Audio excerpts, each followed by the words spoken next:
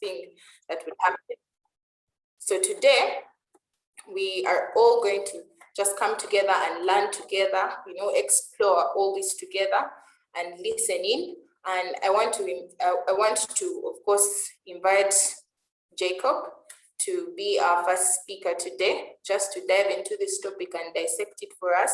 Of course, giving us his amazing biography, just introducing himself the best way he would prefer. Then, of course, after that, I'll have Honorable Edson, just immediately after Jacob. We'll have 10 to 15 minutes each. Then after that, we'll have sort of a question and answer session. I'll be getting in all the questions. Please, everyone, feel free to type your questions in the chat bar. I'll be reading them out there and directing them to our speakers for the day. But that will be after they're done just speaking for us in the next few minutes. So I'd like to just welcome Mr. Jacob Eyeru, Chairperson, National Youth Council. Jacob, the floor is yours.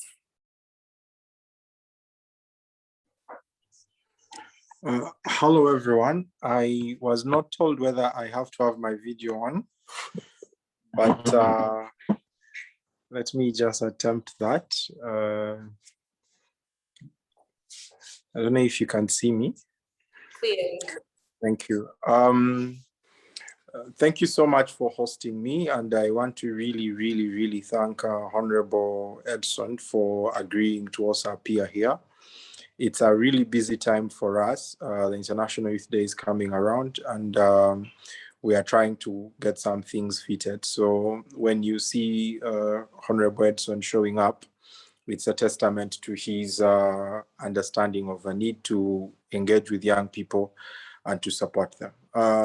I am also grateful to Nathan, who reached out to me about this. I am always happy to engage with fellow young people, but largely happy to engage with spaces that are organized, because you have people who understand the processes of building and have gone through some training. So talking to them is from the second level, not from the primary level. They understand the necessity, they understand how to chase visions, and talking to them is usually just reinvigorating.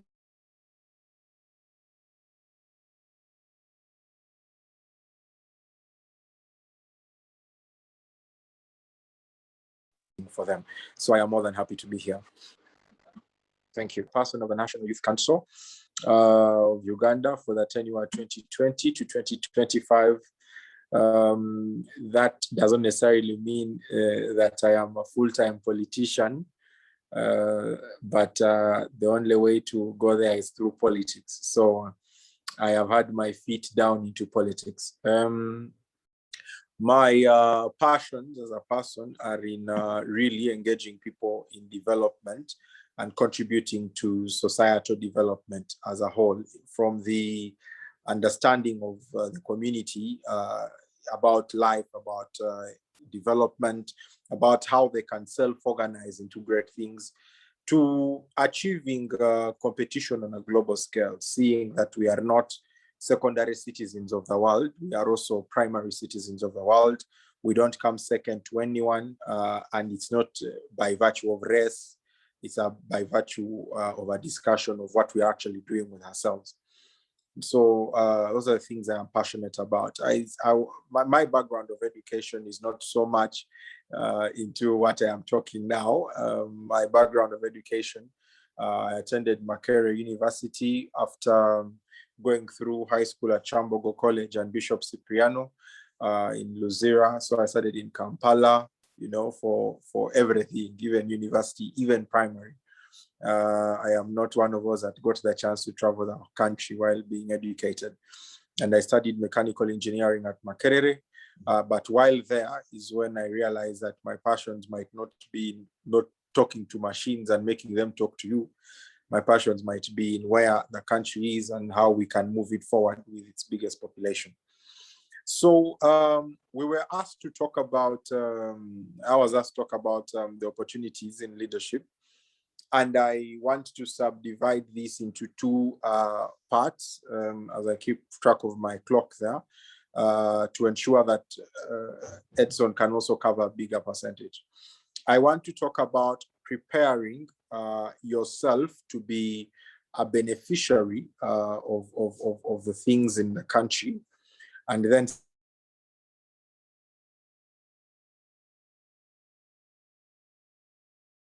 secondly, okay, I have to switch off a phone call when it comes in. Secondly, I want to talk about preparing yourself to be an orchestrator of the opportunities in the country. Two things: preparing yourself to benefit from those and to orchestrate the presence of those.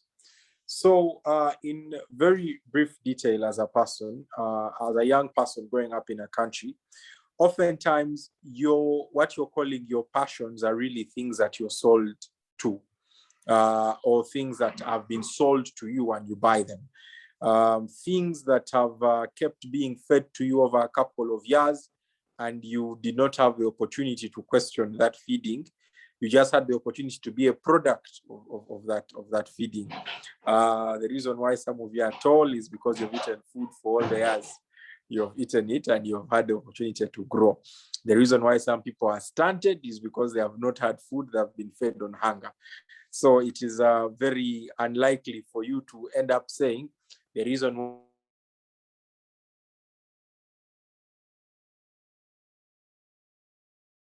why I've this grown is because I've eaten food. You are most likely to think that you have grown up because your parents loved you and they have kept you well and so on. But really the principle is, even if your parents weren't there and someone else was feeding you, you would have grown. So the point I am making there is that there are things that are fed into you for a particular amount of time that begin to form out your choice spectrum, the things that you can choose from. And those things then begin to also define your limitations in terms of what you can achieve. That happens for every level of life, whether it is a society, whether it is a country, whether it is an organization. The things that you can access over time will determine the limitations of your progress and your growth.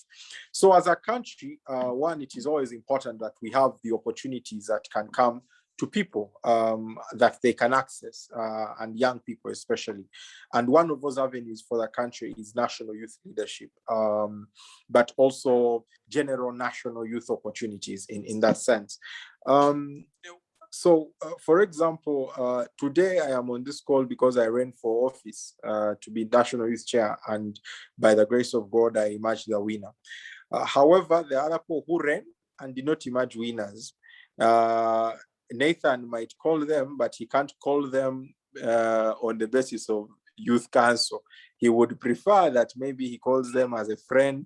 If he believes in some, if he doesn't believe in others, he will not, So the access you get to certain opportunities is what then can allow you to reach certain levels. So then what are these opportunities in terms of our national sphere?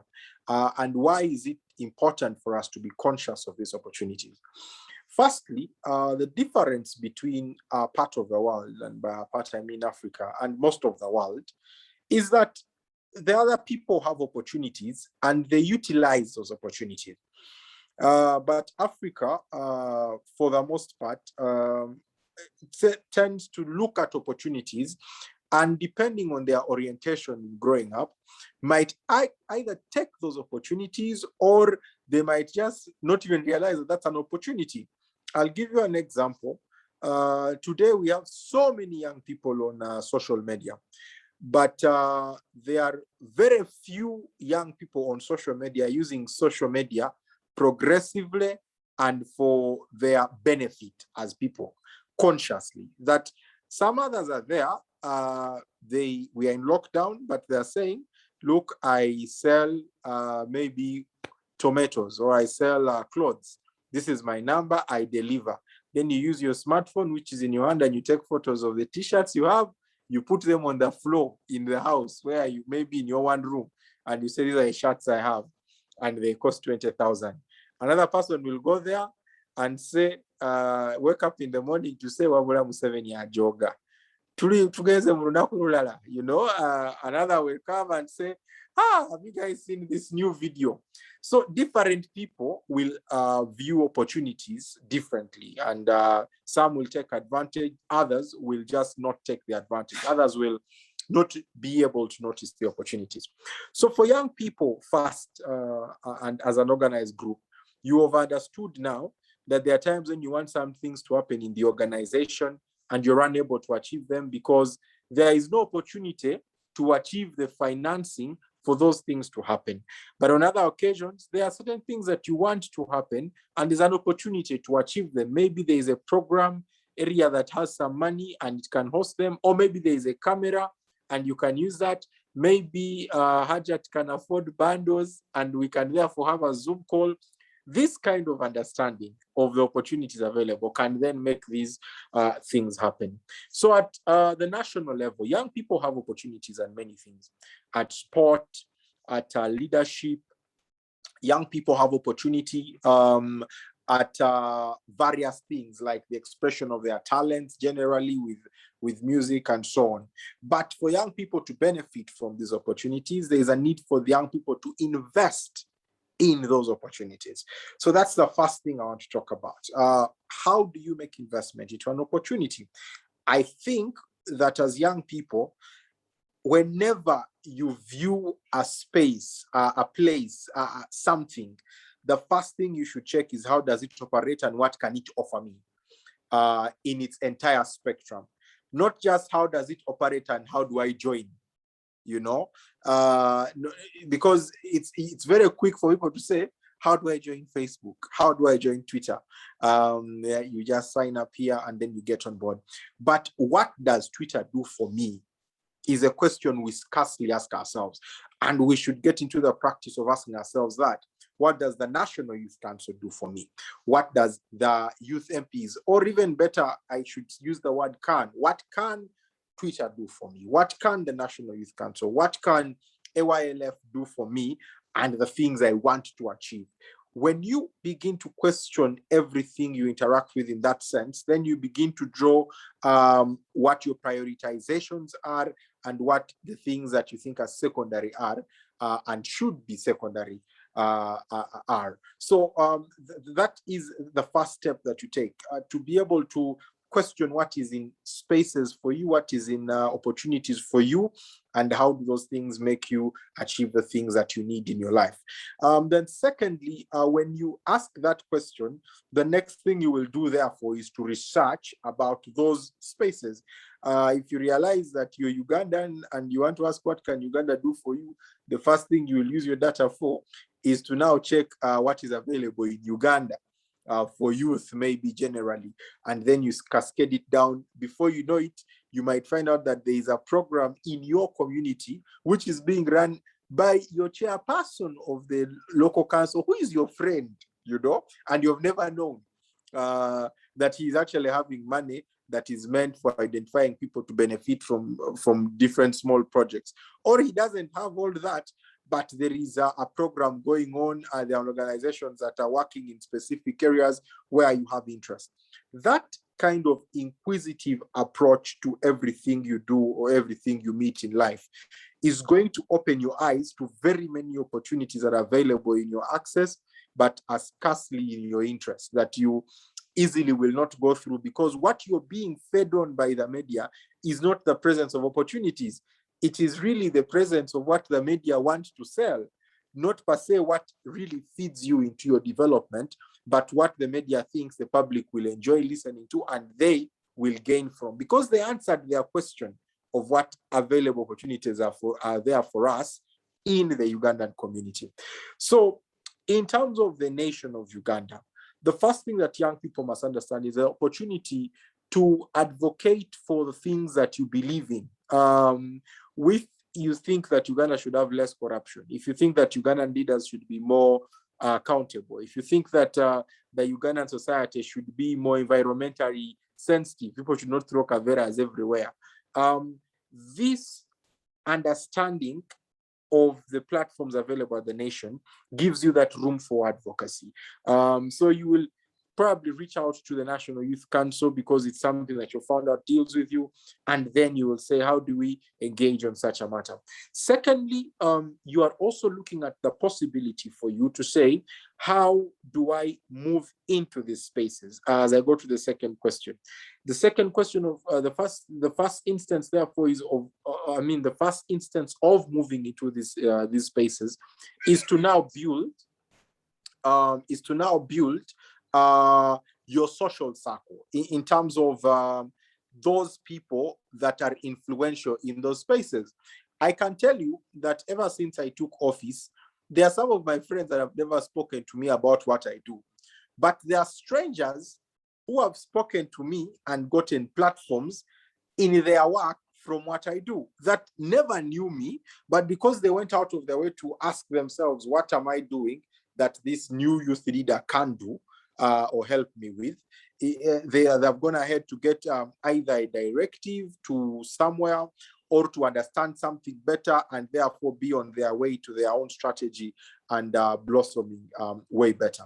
So in that sense, that is also available. Now, because of time, I need to go to the second question. And also, I know that my brother Edson is rich in knowledge. He's going to give a lot of insight. I would like to talk about orchestrating the opportunity.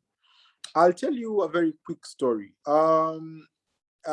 Everything that you see organized now that we identify ourselves by have really not been there forever. There has been someone who created an idea and people he convinced people about it and they chased it. Now we are here, we can fight if someone abused Uganda. You know, someone just said we're watching Cheptegei and Kiplimo and they were tense. But that's the Cheptegei doesn't know you. You know, you'll probably never meet, you know, but he knows that you're a fellow Ugandan and he knew that Uganda was behind him. You are supporting him, not on the basis that you hate Ethiopia or you hate Kenya, but because you identified with Uganda. But were you part of the idea of being born in Uganda? Were you part of the people who drew the borders of Uganda? No. Someone just sat somewhere in Berlin with fellow white people, did not consult your ancestors. They were busy here trying to fetch water, and they drew a boundary around them. And now we are stuck in this country. You can't walk into Kenya. You have to, you know, pay some money for a passport. You can't walk. The Tanzanians are your tribe mate across the borderline, which you don't see. But you can't just go there. They will say, is Uganda spying on us or something? Because someone crafted an idea and orchestrated it to a particular end. So young people must understand that the best thing you can do for yourself is to be a creator of ideas that you see through for your life and your passions. What that does is that it takes you on the path of building something big that can help you, help your future, but also can be the start of what you never understand. Today we are watching the Olympics, but the Olympics were not the creation of 400, 500,000 people.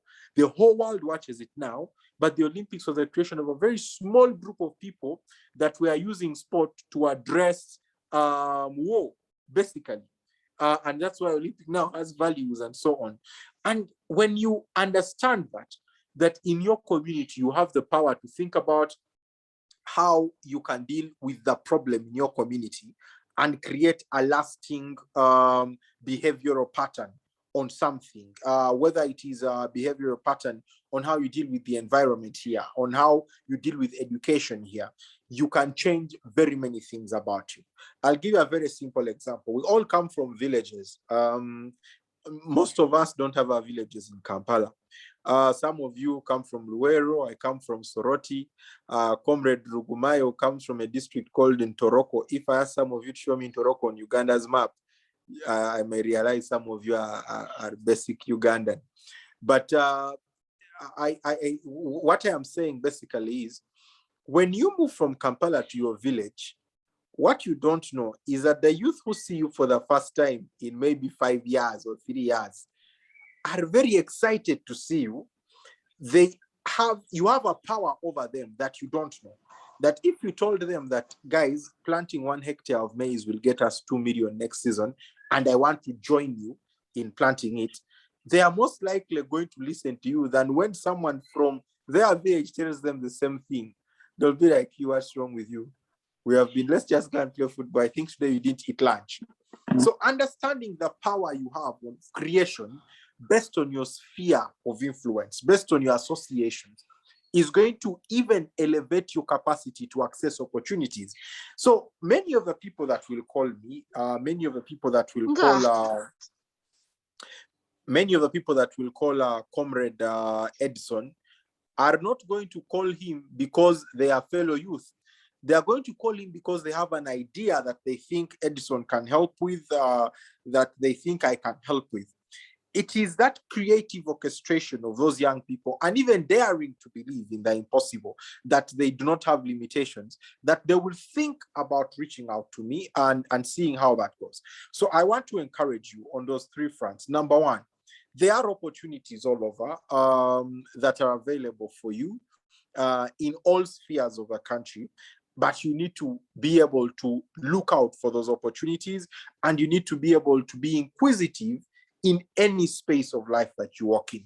Secondly, you need to build a social circle that enables you to actually access opportunity. And like I said, that social circle is going to probably be your reminder when for 4 or 5 months, you have been doing nothing, but you've not been noticing. You've been waking up, eating food and sleeping.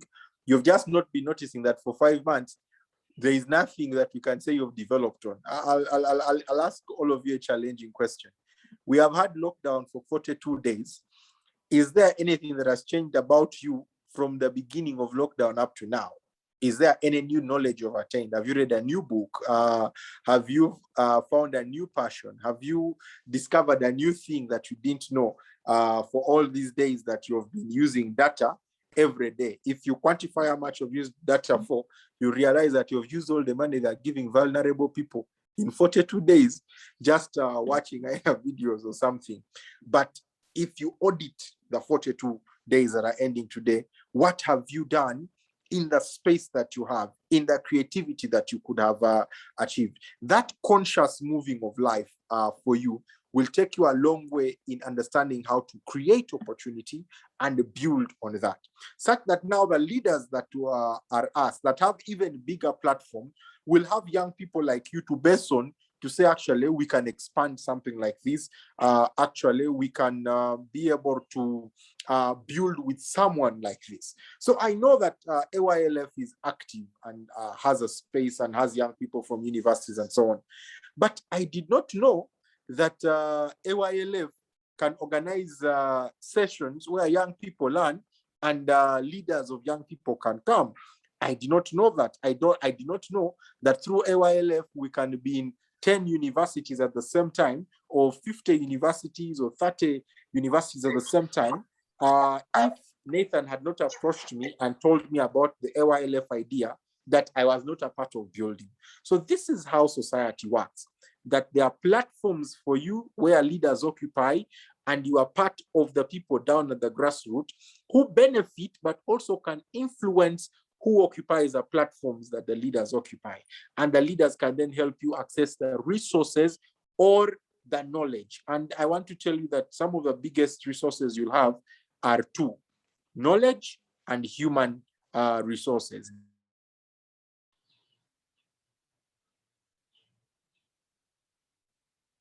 The people that you can access. I've gone way over 10 minutes, but I want to just say that that's the most I can say for now. I give Comrade Edson an opportunity to also speak to you. Honorable, you're welcome. But thank you so much.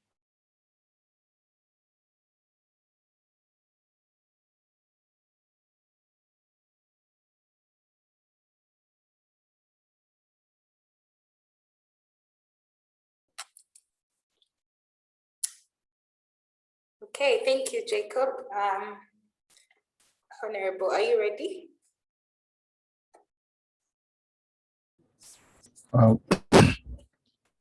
Thank you, Isa, and my comrade Jacob Eyeru for doing us a great service, and I've noted a number of things. One, allow me first thank the organizers of this meeting for having found an opportunity in a challenge. For the 2 days of lockdown, I've not been in vain. The young people have discovered that instead of waiting for only when we congregate and maybe there is transport refund or there is a workshop someone has organized and lobbied the external partner or development partner, but now they can utilize what is just beneath their noses, that we can harness the Zoom space. The other day I was speaking to some people on Twitter. The other day the Google Meetup was set up and I was discussing. So we have cherished now a new ideal of harnessing the internet for now these virtual meetings. And this won't leave us the same. So thank you, AYLF. Thank you, Pfizer. And thank you, all the team that is behind this concept. Also allow me thank Jacob. Jacob really convinced me to come for this meeting. He played a great role.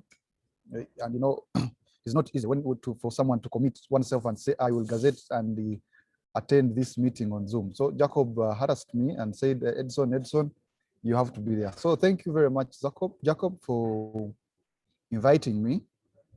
And thank you for keeping in touch closely with a section of our young people in this country, especially the light young people. Now, the topic that you set out for us was broad. I kept wondering where to start from and where to end, and I found it rather a very broad concept. Now I said I will not have any structured paper, but I will speak on what comes into my mind. And I want to appreciate that you cared to know, because when you allow me to speak to you, it means you are allowing me to share my outlook of life with you. I don't take that for granted. I really appreciate it. Thank you for sparing your time to say, let's listen in and see how Rugumayo views life and the world around him. Pfizer, I noted some things when you are speaking, some facts. You are noting that Uganda has 21 universities. No, actually, when you combine the private and the public universities, now we have a number of 49 universities in Uganda. Most times when we are talking about what we have, we want to think that the private sector is not part of us. No, they are part of us, because that is how we have structured our country, that the private must develop alongside government. So we should not always count government and say that is what is ours. We should also think that private is there and is participating in a space that has been created for them by government. So we are all moving in one direction. So we have 49 universities. We also noted. Jump in there. You want to rebut? No, just to clarify what I meant is that out of, for example, the 49 universities you say we have, this program or AYLF, this community is in 21 of those universities. That's what I meant. Oh, that's wonderful. That's 21 different universities. Yeah. Thank you, AYLF. That is great. That is wonderful. 21 universities. That is so broad. You're almost covering the country. Please move forward and cover the entire country. We shall be there to support you and cheer you and say thank you for the good job you're doing. And I also noted something to do with the constitution defining the youth. I find it important that for a young person like me to be equipped with knowledge of what rules, what authorities are there, and define.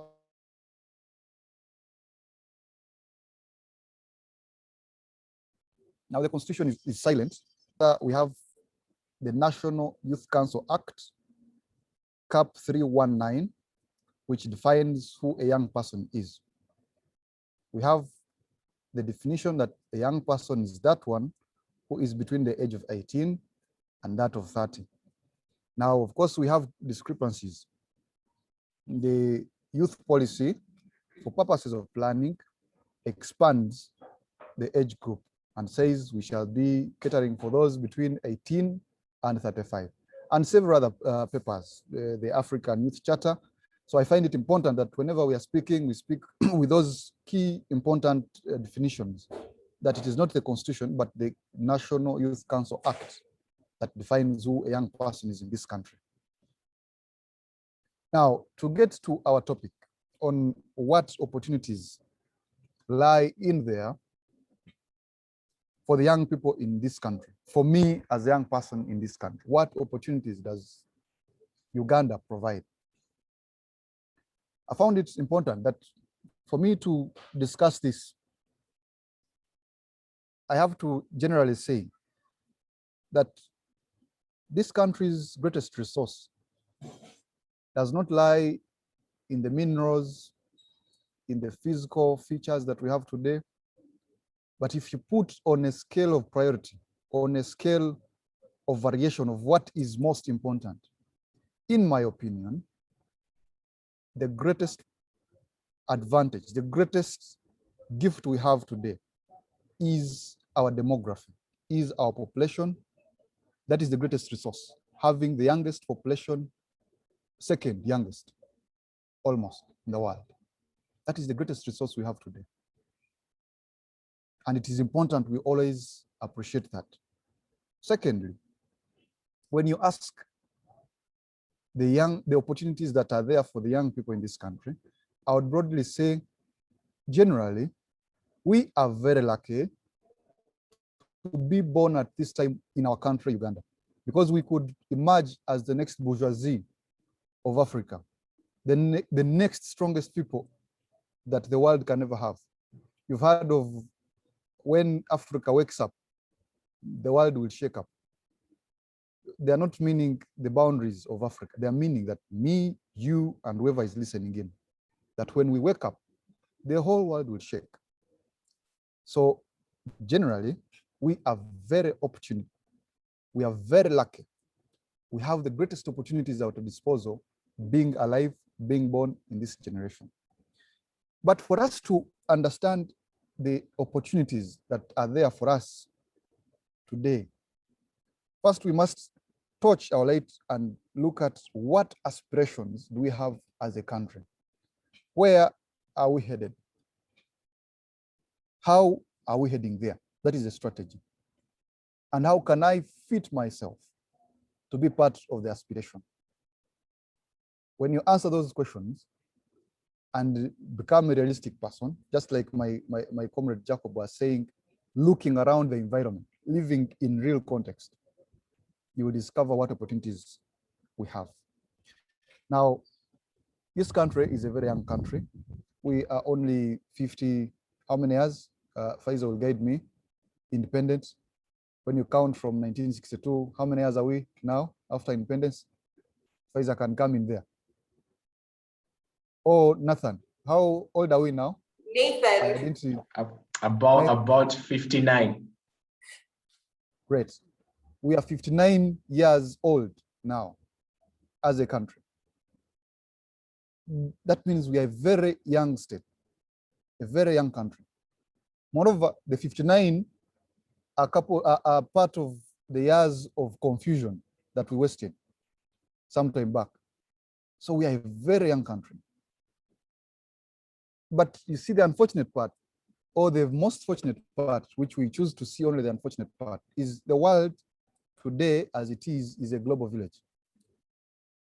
That you can be here and you're talking and you're seeing the environment in the US. You can be here and talking to someone in Europe. You can be here and talking to someone in China. You look at whatever is happening there. Now, you start realizing that the person in the US is much better than me. The person in Europe is much better than me. But you don't compare, you don't put yourself on the time scale over years.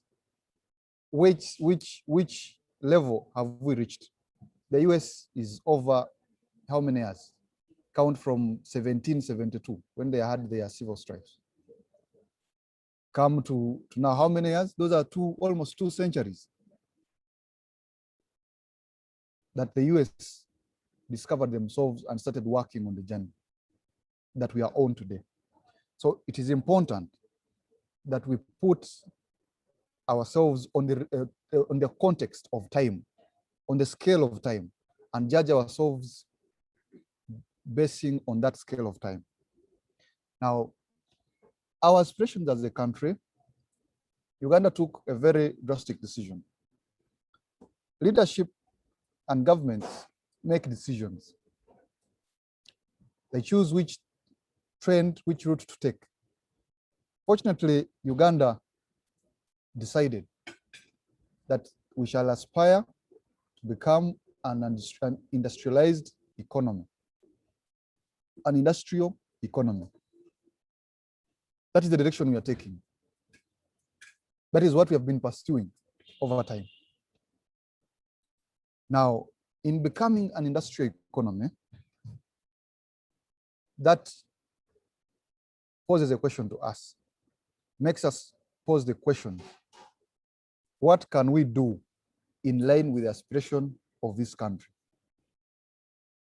It is quite an ambitious one, but very possible that pragmatically it is achievable, that Uganda can become an industrial economy.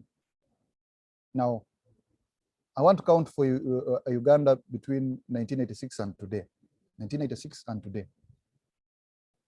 For the past years, we were in terrible confusion. From 1986, we have had now a regime that is in power. We must trace, what have they been working on? What is it that we are not comfortable with that they've been working on? So from 1986, working towards an industrial economy, they understood that they had to build a skeleton of this country, the skeleton of the economy. That meant that they have to ensure stability. So they have to ensure infrastructure in terms of roads, in terms of electricity, in terms of ICT, all the basic infrastructure.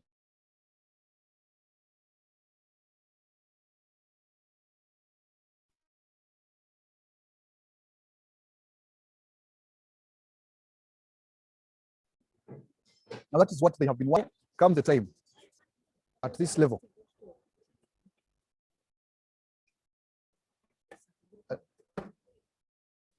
So an industrial economy, having built the infrastructure and the security.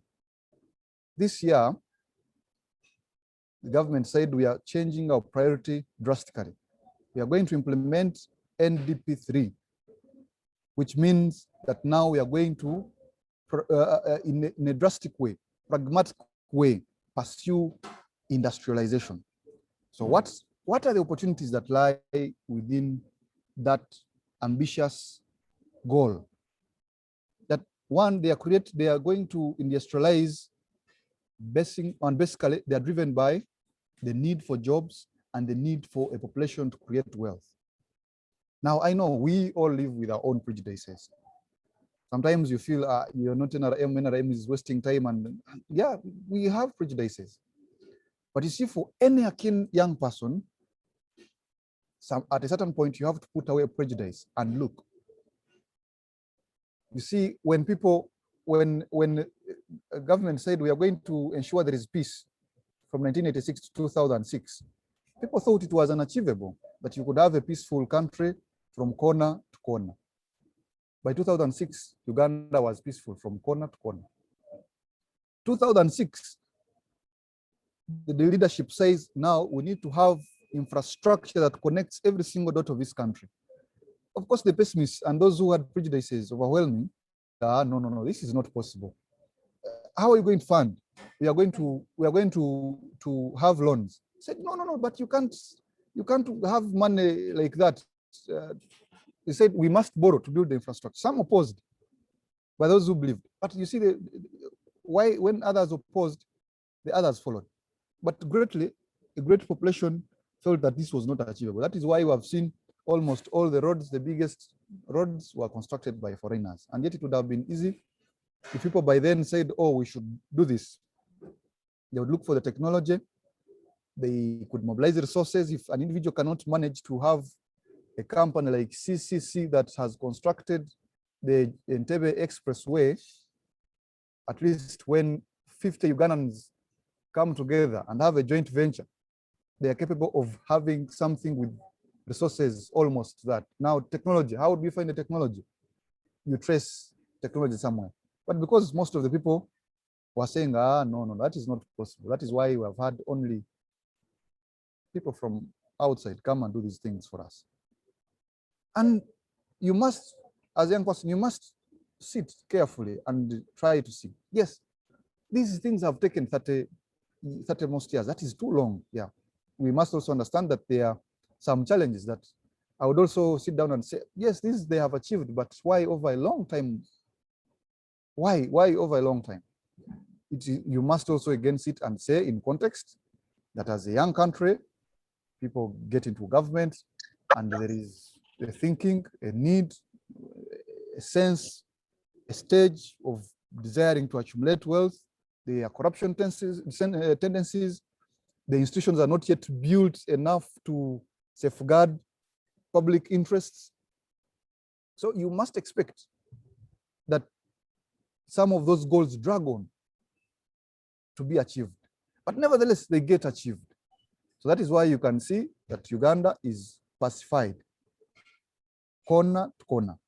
You can drive at any time of the night knowing that you reach safe, unless it is any criminal tendency, which you cannot avoid. You can be sure we have excelled on the element of infrastructure.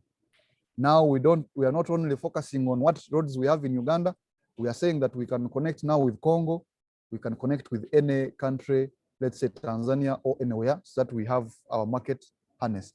We have excelled. So for whatever we have excelled, you've seen security, we excelled here in Uganda and exported it now to many countries around. From there, we have gone to infrastructure, we have started exporting. Now the next priority is industrialization. Now for the pessimists now, they will say, when you count 10 years from now, those who will have remained keen will say, oh, we saw an opportunity and jumped on it, and now we are here. So what is in that is there for us as young people in industrialization? One, you just jump in, just to kindly remind you that we have about 7 minutes. Fine. I will try to wrap up. Now, industrialization, what is there in growing an industrial economy, which can also be called a knowledge economy? A knowledge economy is driven by scientists, is driven by innovators, is driven by the people who are skilled, population which is skilled. It is driven by entrepreneurs, those who can mobilize resources. So you must also look at other countries. What did they go through to make sure they achieve what they have achieved? So at the stage when we want to achieve industrialization, a young person must sit down and ask themselves, what skill do I have now that if I got a job now, I'm employable? 2, what can I bring? What idea? Like Ndugu Jacob was saying, ideas. What idea do I have today? When I look at the Rwenzori dominating the bottling, it is Century bottling company, isn't it? Nathan, the people responsible for bottling Rwenzori water, what is it called? Century Bottling Company. Right. So when you look at Rwenzori, do you think that bottle is the best? Do you think it is the best bottle that is available in the country? Or you can sit down back on your laptop, like in this lockdown, and sketch something, a new bottle that you see when, let's say, someone, let's say Toka, Victor, sees that bottle and says, oh, I must drink whatever substance that is there. If you go to our supermarkets, you will notice the same tin that they use for shoe polish is almost the same. Container they use for honey is almost the same. For cream, it is almost the same. What is there that is lacking is for someone to come up with an idea and say that I can bring out something new. Like Jacob was saying, the idea now, because now this is going to be a knowledge economy. So it is important that a young person finds a niche in that and says, I can design something new. Now also, it is not also a task that we must be original in whatever we are doing. No. There are some problems that existed in societies and they were solved by invention of technology. And sometimes all we are required is just to transfer that technology. And transferring, by then it was mandatory that you must move and get and be trained in a skill in a certain country. But now with this technology, with the internet, that now whichever district one is, we are interfacing, that you can sit on a YouTube channel and learn something and do it practically. You can be able to transfer technology from elsewhere in a country and bring it here. And that brings me to a sector of industrialization, but agro-industrialization. It means the sectors that are going to be so much leaning on this goal are: one, agriculture, because you have to produce surplus to be consumed in the industry or the manufacturing plant. Two is the ICT, the technology that we have. And three is the skill that you have, the human capital that we have. So our agriculture, you've seen in several statements, the president saying what we have as the biggest challenge now is subsistence agriculture. Now, as a young person, with all the data that we have been putting to use during this lockdown, have you learned something new that you could go if you went up country now? And like Ndugu Jacob was saying, whereas my father or my auntie can wants or aspires to grow on 1 acre, wants to grow maize, what is a better venture that you can propose that person? What better technology can you propose that person that can enable them to utilize what they have? And it comes as a new idea from you. Like again, he said, it comes off better when the idea has come from you than from someone local who has raised that idea.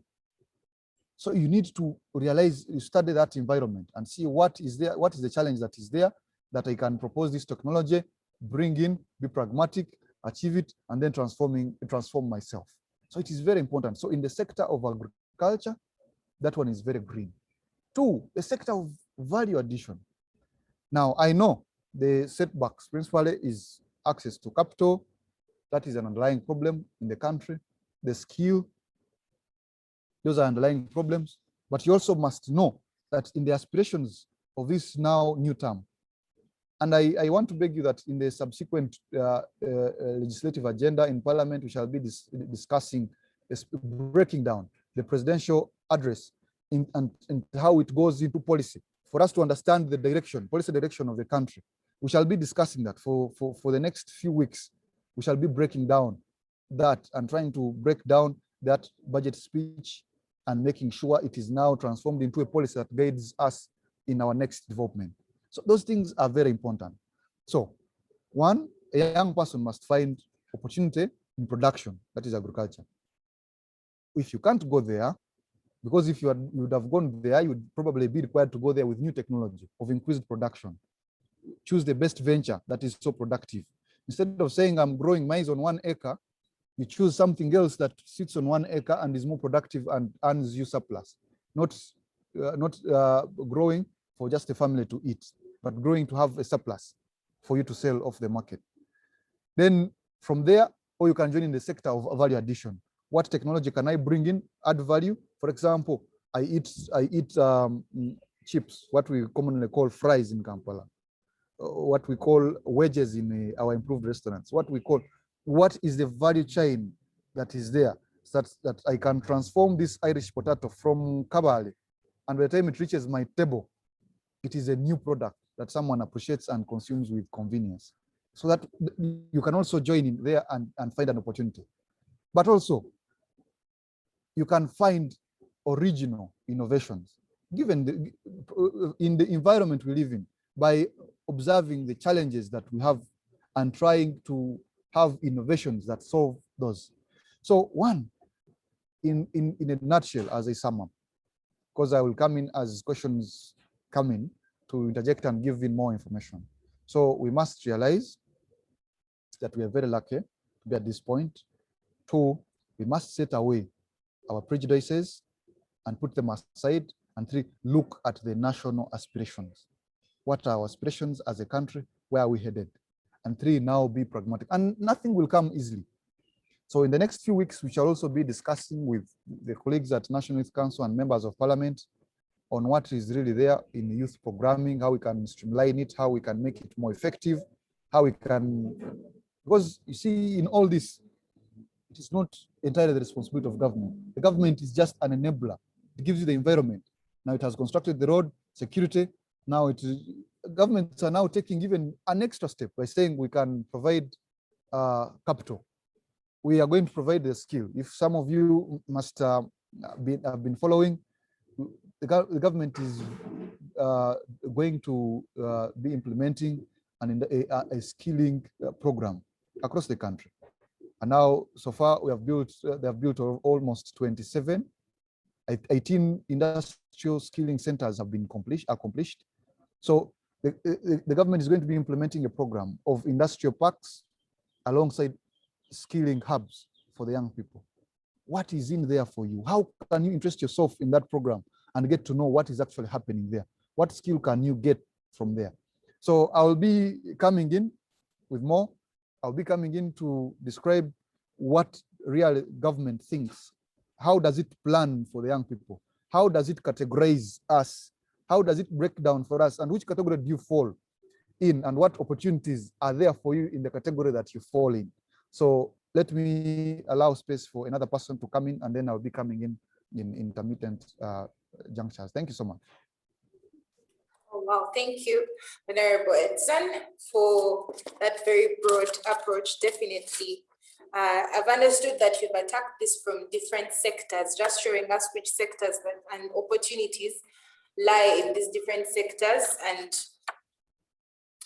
from Jacob, Mr. Jacob, thank you as well for sharing that beautiful piece of knowledge. And for Jacob, I just understood that you really have to drop all the cram work you have had this whole time and just start afresh, orchestrate everything. Because now I feel like I'm a Ugandan, I'm a Tanzanian, I'm a Kenyan, I'm all these things, and these borders don't even exist for me anymore. So yes, I just want us to dive right into the questions. We have a couple of questions, and I want to just let me know, should I read them and so that you guys can answer immediately, or do I give you a bunch of questions and you answer at once? This is for Jacob and Edson.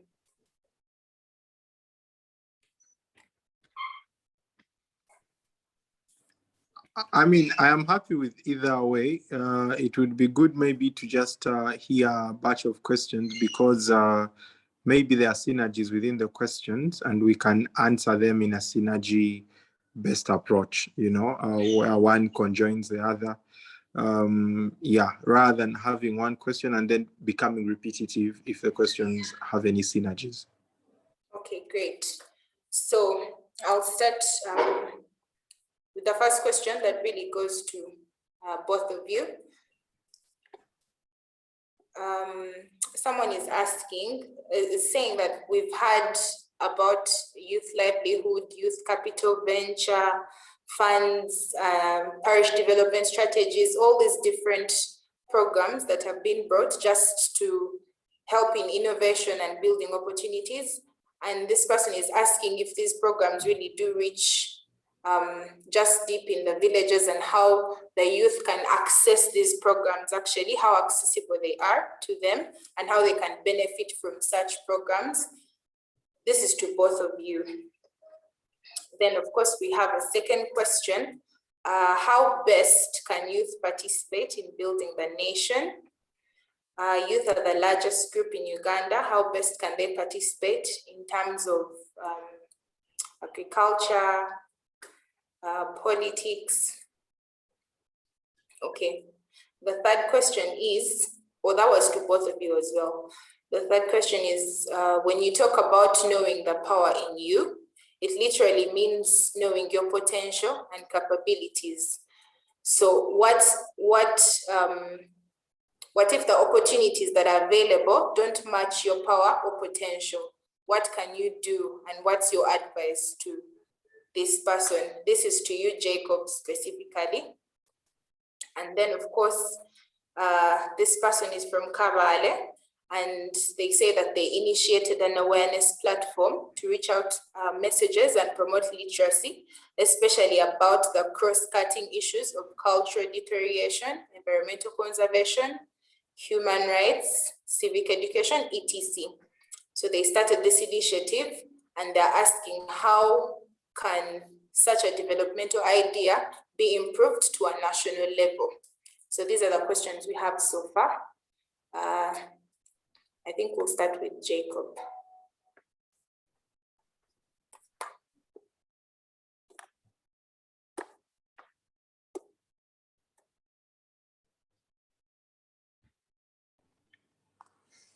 Thank you. I was just checking there. I'm just trying to go to my app so I can. Okay.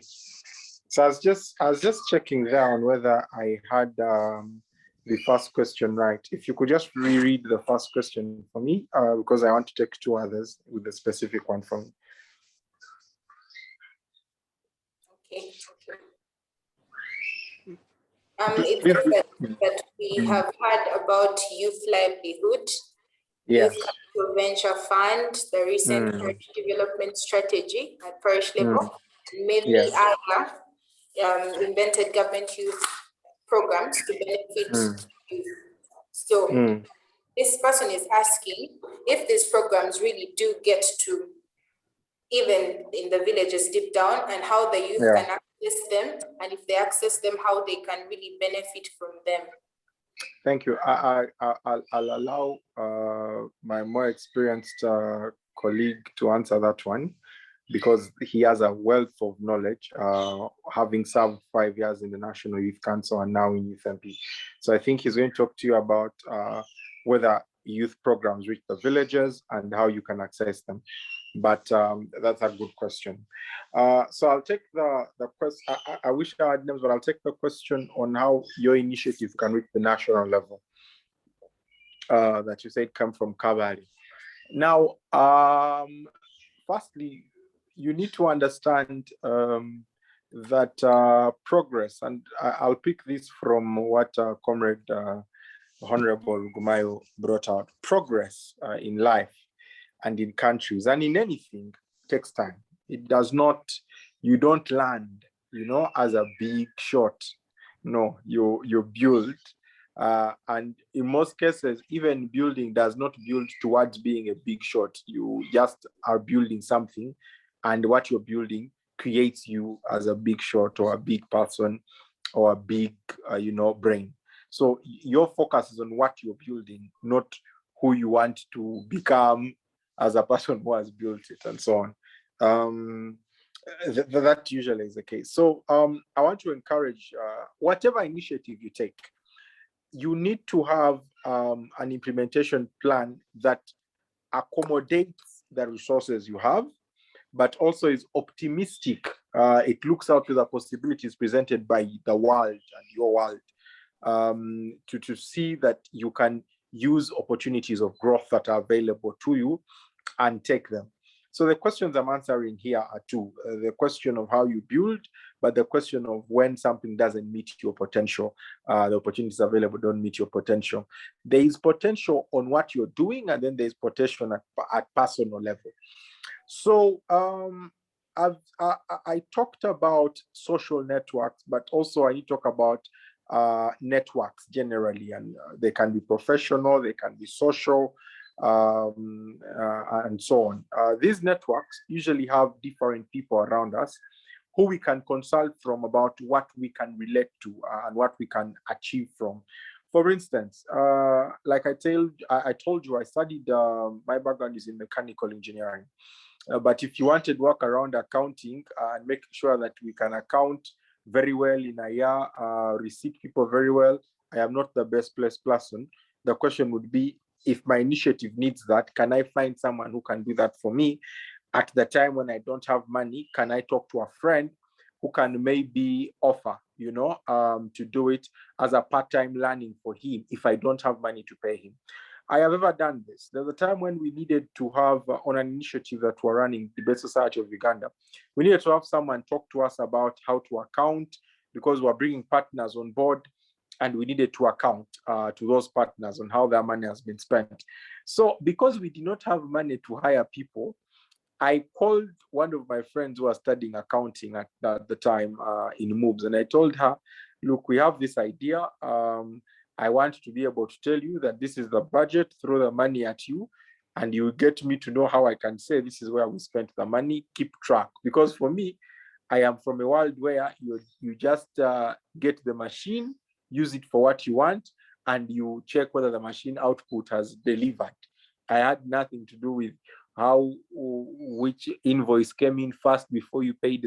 I didn't know that to pay someone, they first invoice you. Me, I just thought you go, you give them your money, you get what you want. So these professional attributes were good, but we couldn't afford an accountant, So we understood that our challenge was in having capacity to pay professional services. But we said accountants come from schools, and what we are saying is basic accounting. So we used our networks to now get people who are studying accounting. And that was what happened. Then secondly, you need to be conscious of time. Comrade Edson was talking about the time it took us to move from peace, lack of transitions that were peaceful to times that we now have peace, and we might have forgotten that, peace can go away. And that's where we need to be, that people do not think about the possibility of war, that's how much peace has come in. But what I want to concentrate on is his aspect of showing you that things develop over time. They don't just land. And everyone comes in with what they think is a solution. Sometimes they fail. We had so many changes of president between independence and around 1986, and some were just utter failures. The president comes in, you rejoice, and it's just total failure after 2 years. Some came in and it was realized that this was the wrong idea after only 12, 13 hours. If you hear the stories about Uganda, as you're making your presidential first speech, people realize, in Uganda, they say, but generally you have taken a wrong turn. So you need to build over time, and you need to accept that time is what builds initiatives most, but time where investment is being made into the process. The process is checking whether you are meeting your targets that you're setting, either on a weekly or on a monthly, and that you are growing, that your target of growth this month is to achieve. If you are maybe dealing in rearing goats or even chicken, your target this month is to make sure you have built a house for the chicken that can house 500 chickens. And you check at the end of the month, did I tick that box? If I didn't, then you'll need more time to target that again. And you check with the resources. You cannot say because you're a footballer, your target is to be in London and play for Arsenal. But you actually you are in Kasese somewhere, you don't know the cost of transport between Kasese and Kampala. You don't know where the airport of Uganda is. You want to play for Arsenal, and then you say you want to be there next year. It might be unrealistic. So that kind of progressive understanding of planning is good. But as you do that, take advantage of the opportunities, which Edson also spoke about. The world is now a global village. Let me tell you, every day I also go on social media. On social media, I am seeing what people are saying, whom I don't know. But there is someone who will say something to me, who might interest me to respond to. And this is what I am saying, that you can now skip, because of the tools available to your generation, you can skip the process of having to ask your sub-county chief to reach, I don't know which district chief, before you can reach Honorable Rugumayo. You can just text him in a respectable, very organized manner on a phone number that he has. And you will be surprised, he could call you and say, okay, I actually like this, I encourage you to continue, and so on and so forth. Or he can text you back, or he can ignore you, depending on whether he thinks he can't make a contribution there, and so on. And you need to understand that life is a process of ups and downs. What is important is that you keep looking for the ups.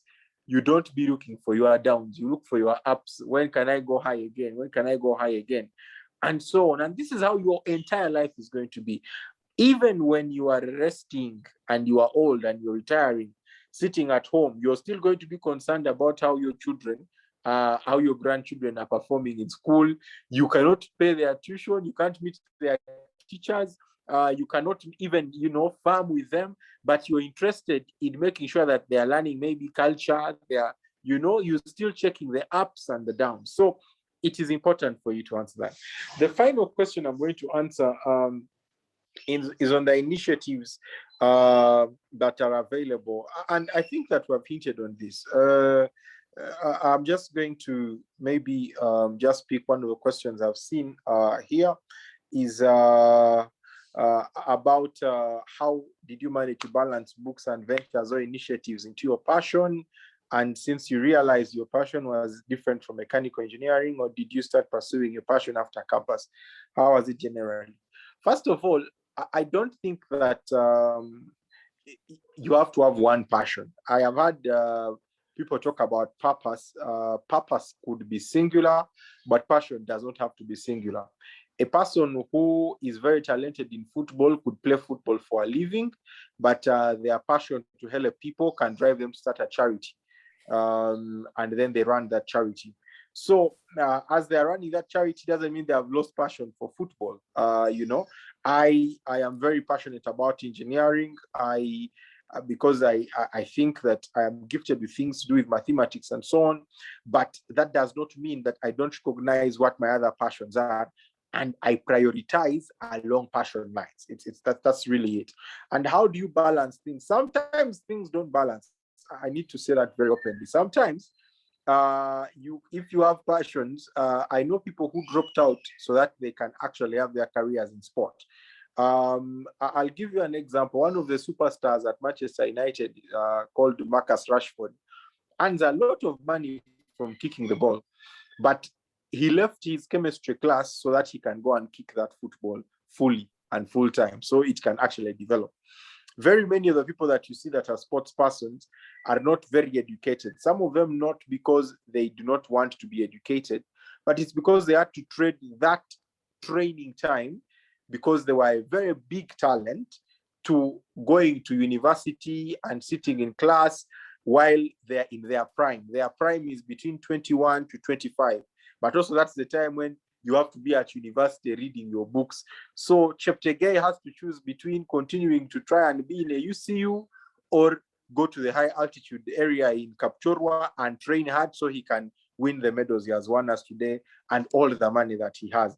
So sometimes it is not balancing. Sometimes it's called sacrificing. But at the times that it requires balancing, you're going to have a lot of need to learn from people that have done it. And balancing usually is not an act of balancing. It's simply an act of scheduling, that you begin to track how much time you spend in one thing so that you can make sure that you're having time for another thing. And what people call balancing is really an aspect of scheduling. So you learn that you keep a diary. You learn that when you're giving things 1 hour, you're giving them 1 hour. When you say a phone call starts at 3 p.m., you come at 3 p.m. because at 4 p.m. you're going for another one.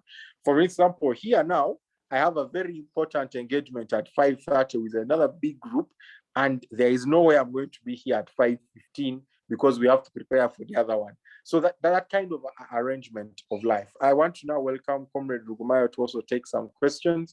I can see a couple have been directed to you, and I think that it's a very good thing for you to engage with them. Thank you so much. Thank you, Jacob, for responding to those. So just before Honorable comes in, I want to invite Nathan to take over the session for questions and answers. He will be in charge of this from now.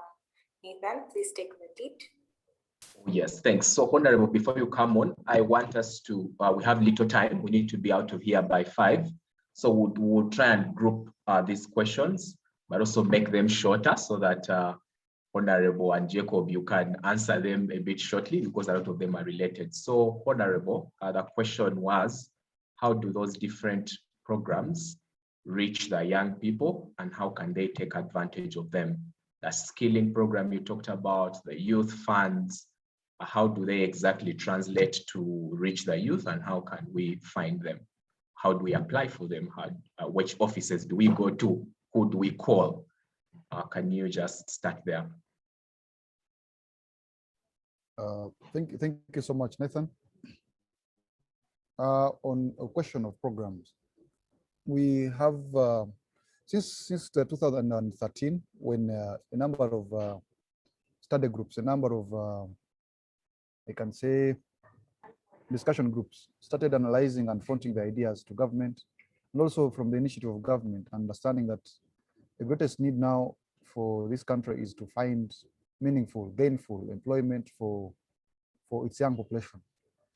The first strategy was, after understanding that the greatest need is one, capital. Two was the desire to create jobs. And three, protecting those people who have jobs in private sector.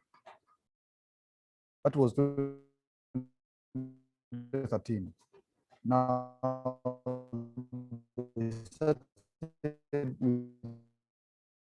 the number one priority, as that is where we got the first program.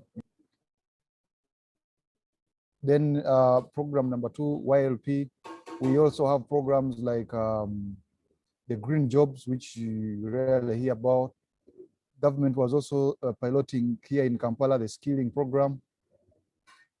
We now have a MIOGA in place. The parish model is going to, as it evolves, to bring out, and we shall be evidently seeing what is there. I don't want to go into details of all these programs. I'll just hint on a few, like two. One, the first task as an individual, as a youth, is to get as much knowledge as possible. How do you get knowledge? Is by reading the policy document, especially for this category of youth. Like I said, when I come back, I will try to explain to you that in the thinking of government, there are almost three categories of young people in this country. There are those who are graduate. They could be on this platform. Someone has gone to a higher institution of learning. They have had a degree or more, with masters and the rest. And then there is another category of young people who have not been able to go to school at all. They are back home in our villages. They are there. Government is alive to them. It knows that there are those people, despite UPE and the rest, they have not managed to go to school. Also, there is another category of young people going through BTVET, the vocation. They've got the vocation skills, and maybe they're in business. So there are those three categories of young people. And in its programming, government tries to align its programs according to the categories of the young people. So that is why when you read the policy document of YLP, they were targeting young people who are not in school. If you're a student, you don't join the program. You must not be employed. You must be in a particular village. So they're targeting a young person in that particular village. It could be a young person who has not gone to school, or someone who went to school and dropped out, or someone who has not had gainful employment after doing vocational, or someone who is from a higher institution of learning but has not left the village. They have not got gainful employment. They were targeting that. Then there is the Youth Capital Venture Fund, which is in Centenary Bank. We started with DFCU, Centenary, and Stanbic, but some banks withdrew from the facility, highlighting that the youth were a very high risk venture. So they ran away. Now, that program was there to target which category of people? The young people who have businesses that are licensed and have been running for some particular time, that their businesses are the sole insurers against the money that they will borrow. So what government tried to put in place was the minimum interest rate, which is 11% for those who borrow that money. That is Youth Capital Venture Fund. Now, when you go to the skilling program, which the government is going to be intensively rolling out, if you will see, if you come from, especially I'm well versed with the areas of Western Uganda. If you come from Kabale, you will note one. There is one as you go to is it Katuna? Yes, you will see downhill is an industrial hub. Uphill is a skilling center. If you go to Mbarara, there is one that is being set up. If you go to Fort Portal, there is one. If you go to Kasese, there is one. There's one in Masindi. there is one here in Nakawa, there is one in Namamve, there is one in Arua. They are spread out. There's one in Tororo, they are spread out. That is what government is going to be rolling out. Putting an industrial park on the side, an industrial and a skilling center alongside. So first tactic should be, how much information do you have? How do you get that information? By researching, by finding out, by calling me, by texting Jacob, by reaching out to the young person there. There's Green Jobs that is in ministry. So there are those programs. Now, the challenge that we have had as a country, one previously in the past term of office, for example, the past 5 years, government has been implementing NDP2. And that meant that for them, as part of their planning, a strategy of delivery of programs of government, they were working in silos. That a particular ministry, like Ministry of Gender, comes up with a concept about YLP.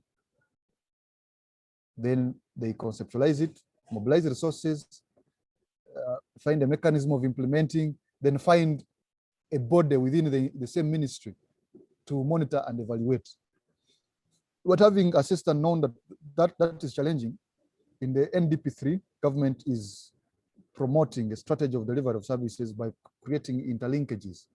That is why if you watch the news today, you'll be seeing ministers, almost 7 ministers, all of them going to Kasese. Why? Because whatever that is in Kasese is now cutting across several sectors, several ministries. So all ministries must be there.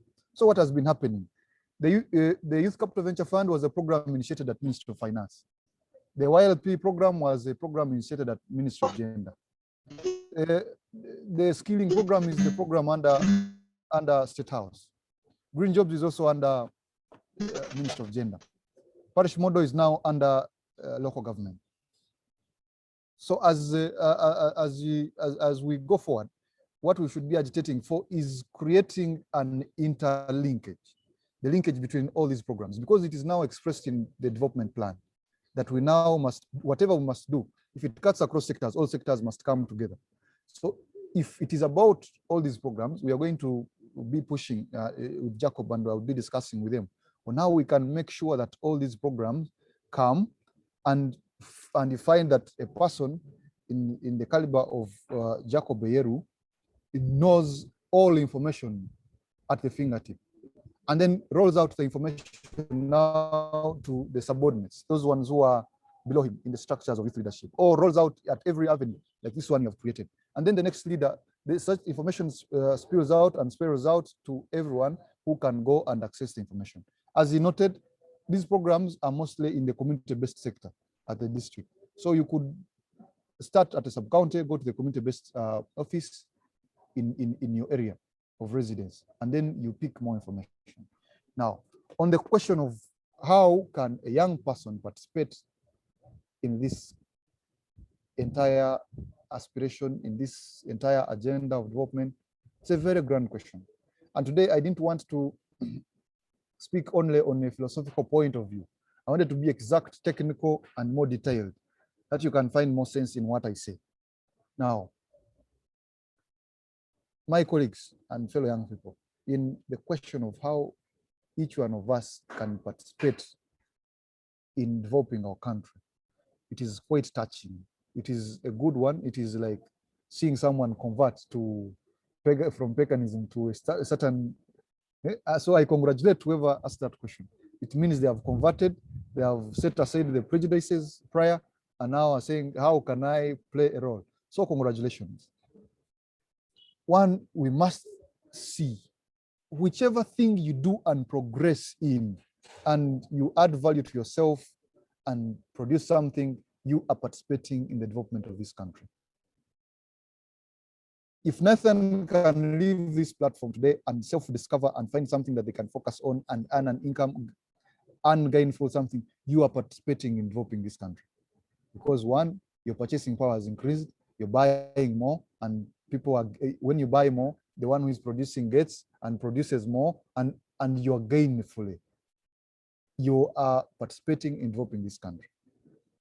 In the area of governance, young people, as you have noted, when you look across the party divides, you find the small things that divide us are small things. Maybe, for example, you've had some leaders say there needs to be a critical mass for Uganda to develop. what is the critical mass? The critical mass is you, the young person, who feels conviction and says, I can contribute in this sector. You may need to go, you have internet, go to YouTube channels, go and search for a man. He's called, if I recall, he's called Tweed William, once a governor of the New York City in USA. You invest your data in that time, in such things. At the height of corruption, some young people came up. If you're good at art, for example, you can tell a story of corruption in Uganda through your art skill, your talent. How are you seeing if Rugumayo is corrupt? How can you describe, best convey that information? How can you convey information and mobilize all the young people to fight corruption in a meaningful way, in a respectful way? In governance, you're doing a role. In mobilizing and sensitization, when you have information, how many are you sharing with? How much are you reading to observe? So there is a lot. It is a very, very broad question. It would even have been the next question for the topic of discussion. It would have been a broad day. We discuss all day on how. I totally understand you. Yeah. So it is a very broad question, but it's a very good one. Yeah. So before you go, just to comment on two things that are coming on in the questions. One, the idea of labor export, especially because it's the young people who are leaving. What are your thoughts as a leader, Edson? And then secondly, the increase in tax on data, young people are counting on data to progress, what's your individual perception about this tax that makes it even more harder for young people to kind of take charge of the opportunities? So that tax issue and then the labor export that is affecting young people. What are your thoughts and views? My honest thoughts about labor export. Whichever young person that is going abroad is my sister, is my brother, is because they have not found some gainful employment in Uganda, is because in the past we have not been focusing on creating the jobs for young people. So they have gone to find greener pastures. Unfortunately, what has been out there is that those who go are those without skill, or even when those who are educated or are professional go abroad, they have gone there and then reduced themselves into engaging into activities that are not in line with their professions, but just because they want to earn an extra something that they could not earn here in Uganda. Putting that aside, of course, some leaders have come out and said we criticize this, but for me, I say in the period when people could not find gainful employment in Uganda, it is right to let them go and find it somewhere. But there are some things, there are enabling factors that we have to put in place for them, allow them succeed. One is we do not, for example, I would not want a young person to desperately go and hand himself or herself over to be trafficked as an item. Sometimes I put on my jackets and when I'm at the airport and you hear someone calling, you stay somewhere, stay in that hiding place until they say they have cleared you so that you can go. So that person is going out of the country. The government does not know about their whereabouts, but they just want to go because they are desperately handing themselves over to be trafficked in risky ventures. We were not so much developed into regulations of that, but starting 2018, we put out the anti-slavery law. That is a bill now in the coffers of government, and we're going to be pushing with ministry. This comes before Parliament. We discuss it and churn it out and put it there. We had the labor export bill placed there. This shall be churned out. All these are regulations. We even went far ahead and proposed for the worst case scenarios that if our young people can happen to go outside, what financial literacy are we putting, are we giving them? Two, when things go bad, how do we rehabilitate them and make sure they come back into our communities very well? So all those are things we have put in line and members have discussed and put in line, but they're now going to implement. Also, there are some steps that are being taken that instead of UAE and let's say Bahrain and then the rest of the countries that have been taking the people who have no desirable skills, there are countries that are now coming on board, like Turkey. They want to offer employment in terms of profession. So all those we will come, but also we must understand that the underlying problem has been lack of employment, and it is what government is now going to be focusing on. It might take time, but with the time we shall find there is very less need for our young people to go abroad. If they must go abroad, they must take there an extraordinary skill that that country desires and can pay for. So when we solve the issue of unemployment, and we may not solve it entirely, but create meaningful jobs here for our country, really, I see the problem of labor export shall be sorted. And also on another question of data and tax. Internet. Now, as a continent, number one, Africa, we have a very great problem of internet. I was lucky that in 2017 here Uganda hosted the Commonwealth Youth Forum. That was a prevent to the Commonwealth Youth Ministers meeting. And the Commonwealth Youth Ministers meeting was a prevent to CHOGM, the heads of state meeting. And using the bottom-up approach, we were trying to get the key issues that we can forward to shape global policy. And for every young person that is listening to me, you must appreciate that Uganda, as an African country, is playing a very great role in shaping the global policy. We must, whenever we walk outside, we must feel so proud that at every single instance that we have been hit with a question of how should we navigate, Uganda is always ready and it comes out with very wonderful ideas. So we have excelled. But you can't afford the internet. No? It's getting expensive. I'm getting down to that. So we have excelled at global policy. So in that meeting, key issues that came across Africa, and it was not only Uganda. Of course, the Commonwealth has the European countries, the Caribbean countries, and the Asian countries, and then African countries. So one of the key issues that us as delegates from Africa were forwarding was the high cost of internet. There were other needs that we fronted. But of course, we mobilized, and it was an issue taken not on the global agenda, but it did not succeed to go up to the heads of state and then be endorsed. However, what in this real circumstance, what would be my thought of what is happening? One, any government is obliged to raise revenue to deliver taxes, to deliver services to its population. So at no point can you say taxing is bad. But my fundamental thought is that, and this is deep in me, that we can negotiate, and the particular person as a stakeholder in that particular can find responsibility and negotiate, and Ugandans have a better deal with internet costs. It would mean negotiating, and that is on the side of our executive.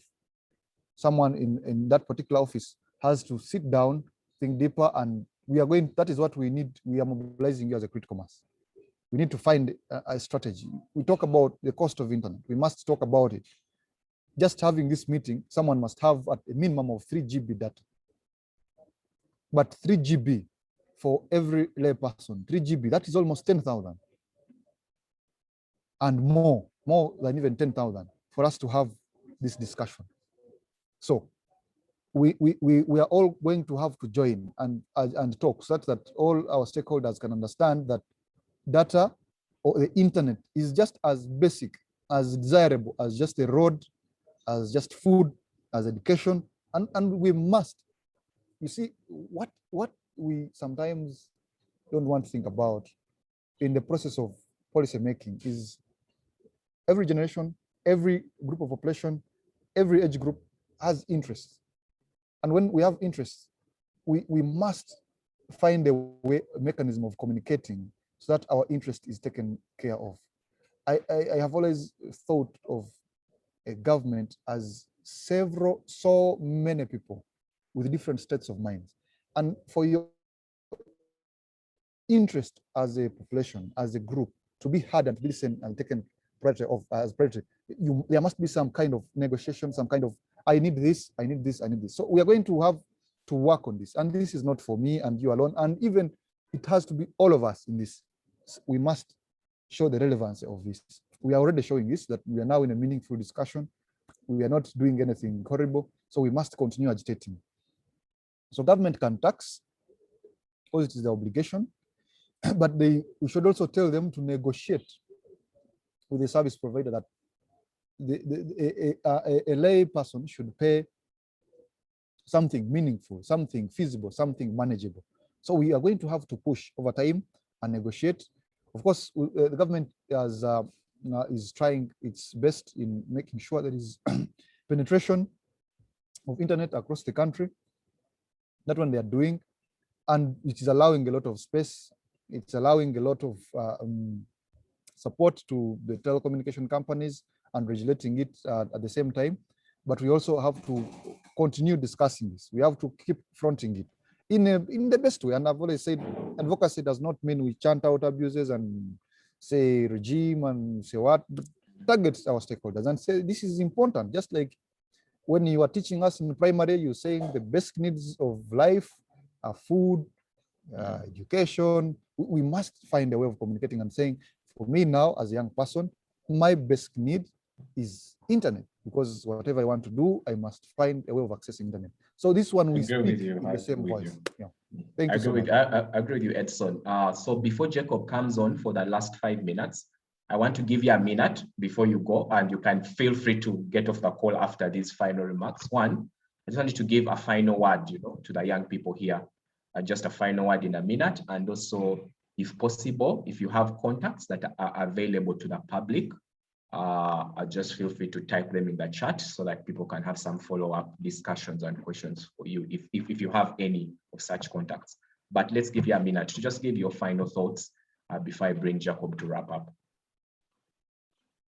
Well, thank you, Nathan, and I'll make that quite personal. For a young person like me, if you will read the New Vision today, you must not. I'm not so special. I don't come from an extraordinary background, and I don't count myself a very great achiever. But you could read in the New Vision today, and you'll find a small. I was saying it is even a short sentence of what describes me and where I come from and what I am and what has shaped me. But for every young person listening to me now, I want you to, one, know that there is great opportunity that lies ahead of you.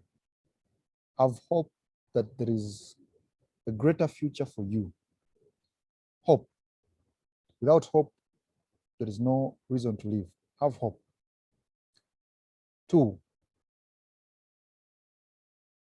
task yourself that any other day that passes, you are improving yourself. You need to make it a habit that every other day you are improving yourself. You are working towards having a better you. That is very much important for you. It means you will find reason as to why you should get a book and read it, especially when I'm interfacing with people who have gone to school, with people like you have had an opportunity to go and have a degree. Why I have found it so mind-opening to read is that whereas I am speaking to you now, I am speaking to you at this point in time, and I'm telling you my thoughts. But I've not had time to rethink, criticize them, and then put them forward. And yet in a particular book that you read, the person who has written has had time to think first, to rethink, to criticize self, and then has put it down and written it for you to find someday. If you have never interested yourself in reading, please find it in your heart that you can pick a book and read with the interest, like how was he seeing life? How is everyone seeing life? How did the writer view life at that particular time? So you'll find a lot of knowledge in reading, in improving yourself, and you'll be a better person. Other than that, I have to end my discussion, my engagement with you, by telling you that as a young representative, as a young legislator, and my colleagues who are not here, we are very much committed. It is our desire that we leave a mark. We're not here to stay, but for the opportunity that we have had, we want to leave a mark. That for whatever things we try to strive and do, we are making a great step in helping a young person like us succeed and excel in whatever they want to do. So we are going to be working closely, and we work closely with Jacob and the rest of the team in the young space. We are committed that every young person in this country finds hope, finds value in self, finds Uganda as a home and a true home that can allow them to bud with all the aspirations they have conceived from the time they were born. So thank you so much for hosting me, AYLF. Thank you for whoever took off time to listen in. And I hope this time has not been futile. Whenever I'm invited in the best way, in the best organization, in the reliable sources, I will endeavor to attend, share the little that I think I can give out. And of course, this is all for the good of us all. Thank you so much, and may God bless you. Thank you very much, Honorable Edson, for those words. We really are glad to have hosted you. And Jacob, you're going to just wrap this up. Three things. One, Jacob, again, I'll ask you the same thing. If you have a public telephone number, public email that young people can access if they want to reach you, please type it in the messages section. That is one. Then the second part is I want you to just respond to a final concern which was raised by Matanda Abu Beka, and he was just saying this whole chest thumping thing, you know, that leaders, people in leadership do, or we have built roads and yet our roads are not good enough. We have electricity and water and yet we could do better. You know, the US took 300 years and yet we have more opportunities to even move faster. What are your thoughts about it? Should government be chest thumping, or should they be aspiring to do quicker and better for its citizens? Then you'll also share your final thoughts. Jacob.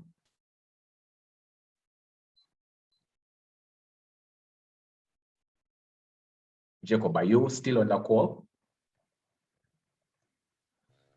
Yeah, he is.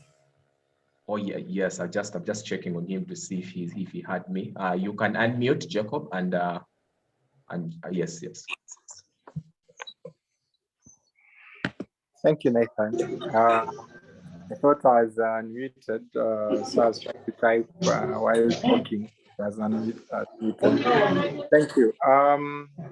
So I think it's only one question about chest thumping. You know, in a sense, I do not want you to think that the chest thumping is unnecessary from a politician. Any day, every politician tries so much to ensure that their communication is enlightening politically, and some will do an enlightenment with regard to 3-4 days of Uganda. I can tell you that if someone did an enlightenment about Uganda for 2 days when there were riots here, you would think Uganda is the most unpeaceful country. I think we had about 80 people, 50 something recorded, but about 80 die.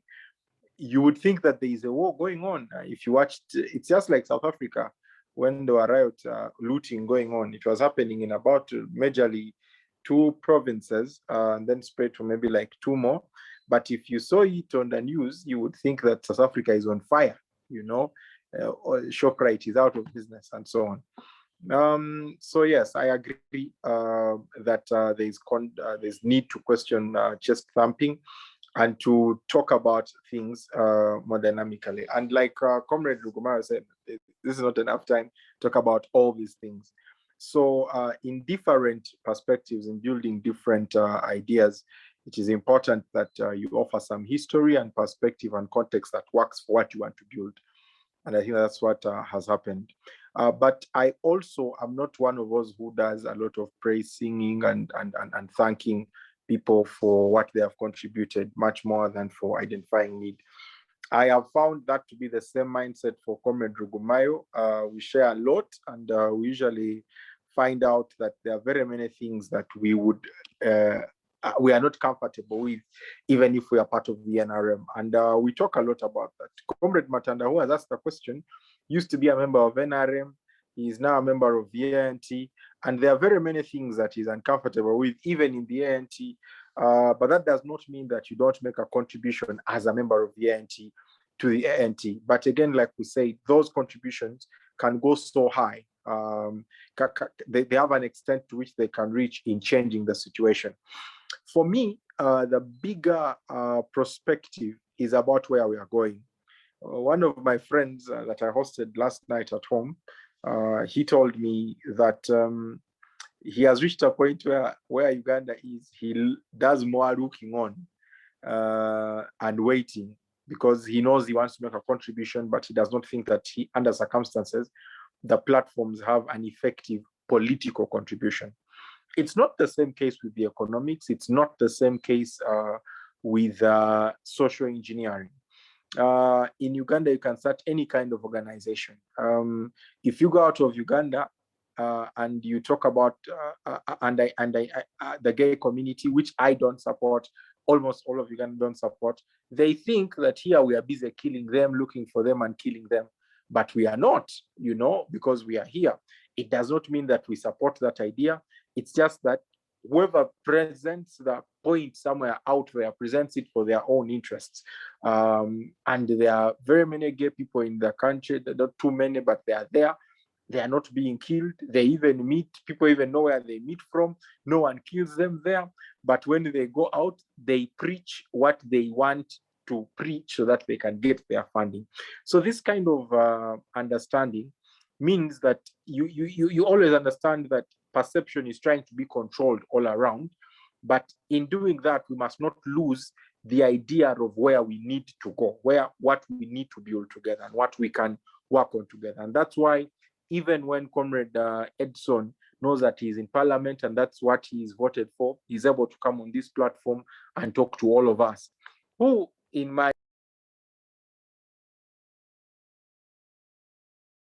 You're muted, Jacob.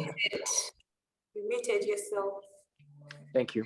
So I was saying, who in my honest assessment may not have a lot to do with us when it comes to how much he will earn from parliament or the respect he'll earn from wherever else is going in life in this small phone call, but that he gives it the occasion is a part of building towards the future that we're trying to have. And that is why when I'm speaking to Matanda, I don't speak to him as an NRM and him ANT. I speak to him as a fellow young person. When I'm speaking to Nathan, I don't speak to him as Nathan, my friend. Sometimes I speak to him as Nathan, the leader who can build an organization, and I listen to him. And we disagree and we castigate each other sometimes, so we can learn from each other. This building towards a common future and understanding a common need is very important. So as I close, therefore, I want to thank the leadership here for inviting us. There might be times when you will invite us and we will not be able to come. We hope that you'll understand us, because when we're able to come, we came. And then there'll be times when we can be able to come again. And these interactions are always very beautiful. And there are so many leaders that you can bring on the spectrum and hear from. I am happy to receive your text messages, please, and your WhatsApp messages. That's my WhatsApp number that I've shared. My email has also been shared. They are public, but I don't know if public and private are different. I hope that people do not tell me about different things than the purpose of this platform. Please do not come and ask me if I am married and how you can help me with that challenge. And thank you so much, and may God bless Uganda. Thank you. All right, thanks very much, Jacob, and thanks everybody who came on the call. It's been an exciting conversation. Yes, please, I think Honorable Edson was very clear that he gave us as much information as he could, but we need to go down there and research and ask and find out, Leaders at district level also complain that opportunities are available in their desks and offices, but no one's asking, no one's approaching. And that was Honorable Rugumayo's call. Go and ask and find out more and